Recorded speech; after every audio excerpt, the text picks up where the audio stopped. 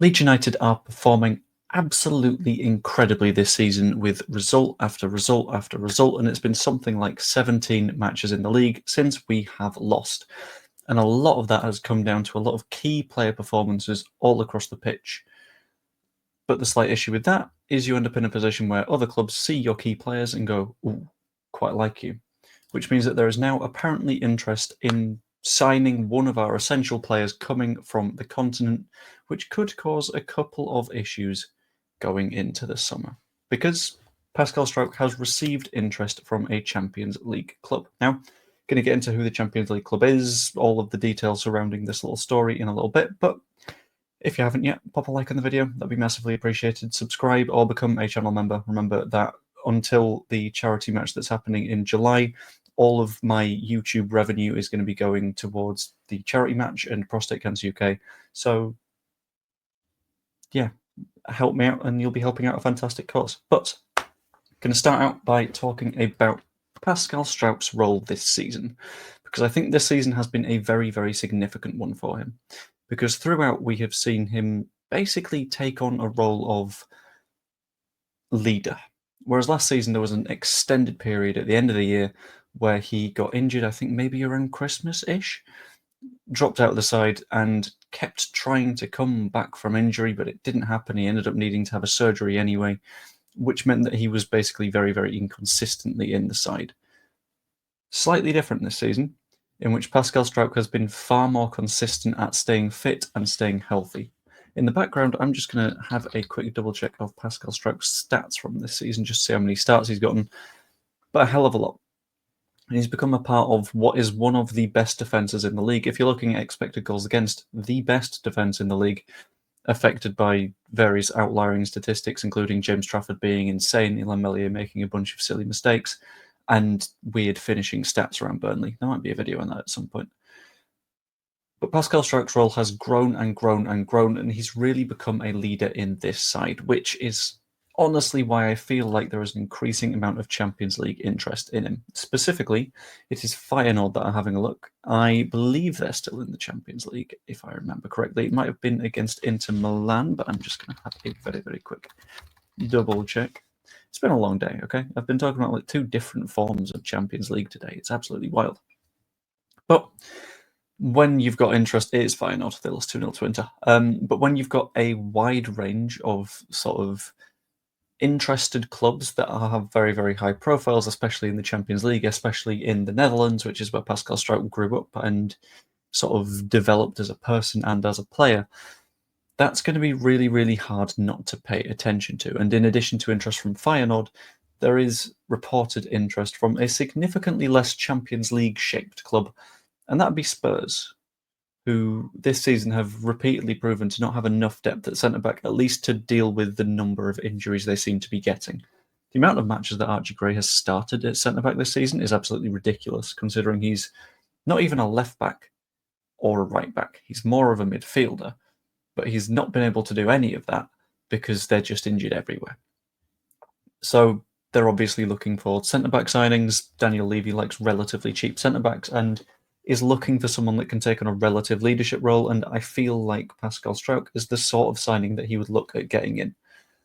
Which means that there is a little bit of danger here. There's a danger in that if Leeds United don't go up, then there's going to be a lot of clubs having a sniff around and going, look, we can offer you European football.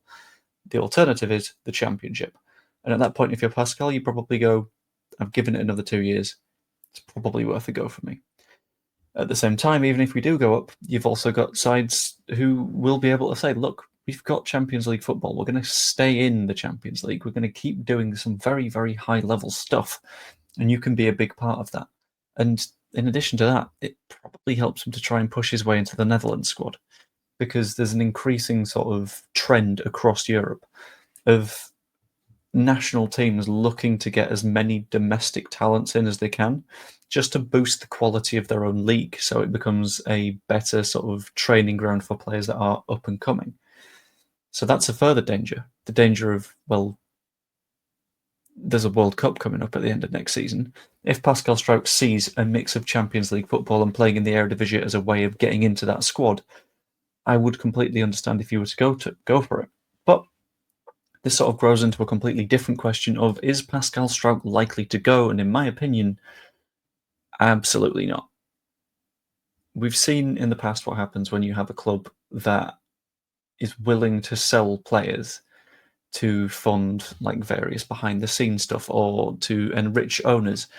Looking at you, Fabian Delph and Ken Bates. But I don't think that's the situation that we're in right now. The situation that we are in right now is once we get promoted, we need to firmly stay there.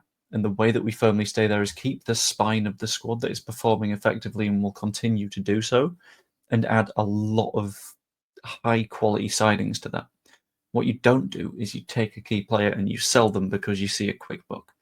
There is absolutely no chance, in my opinion, that the 49ers will at all even consider selling Pascal Struijk in the summer. It would take a daft amount of money, at least an amount of money that would say, cool, we can sign 2 centre-backs with that, or we can sign a centre-back and a left-back. Because we'll be in a relative position of power. Because we can offer Pascal Struijk a new contract at that point, which was discussed like last week. And this could even just be agent talk, where his agent's like, Feyenoord have an interest, Spurs have an interest. You should probably want to lock my client down. But the entire discussion around will we sell him if we don't strictly have to, absolutely no. Because that would be madness.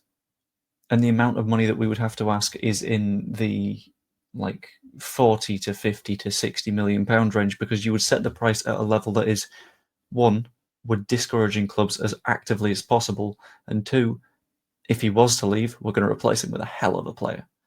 So I don't see this being likely, and I think quite the opposite. We're going to be using Pascal Struijk as a foundation as we continue to build. He's been at the club since he was a youth player.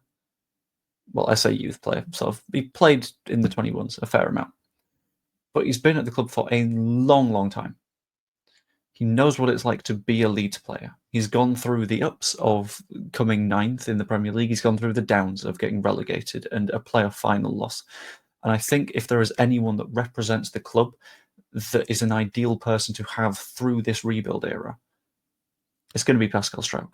He is good enough, he's got the right characteristics, and in my opinion, he will absolutely help us to keep on pushing in that right direction. Without a doubt for me. But, as always, that's just what I think. Kind of interested in finding out what you guys think on the entire thing, especially on Pascal Struijk's level, because I know a lot of people might disagree with what I've been saying so far, and I'm kind of curious about that, so let me know. Like the video if you enjoyed it, subscribe if you're not yet. You could even become a channel member. As I mentioned, all of the various revenues from this channel are going towards charity match things for a while, so it should be quite nice if you can help out. Hope you enjoyed, and I will see you later. Doodle. I forgot to put up that final banner, didn't I? I'm so smooth. I'm so good at this. You'd think I would have learned how to do this by now. Oh, I'm such an idiot. Bloody hell, Joe. Get a grip.